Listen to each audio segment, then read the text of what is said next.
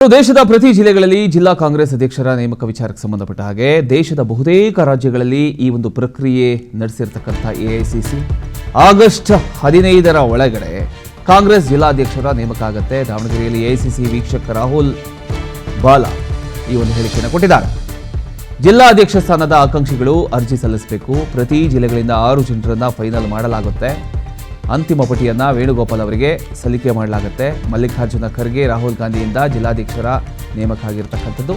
ಜಿಲ್ಲಾಧ್ಯಕ್ಷ ಸ್ಥಾನದ ಆಕಾಂಕ್ಷಿಗಳಿಂದ ಅರ್ಜಿ ಸ್ವೀಕಾರ ಆಗಿದೆ. ಅರ್ಜಿ ಸ್ವೀಕರಿಸಿ ಎಐಸಿಸಿಗೆ ನೀಡಲಾಗುತ್ತೆ ಅಂತ ರಾಹುಲ್ ಬಾಲಾ ಅವರು ಇದೇ ವೇಳೆ ಹೇಳಿದರು.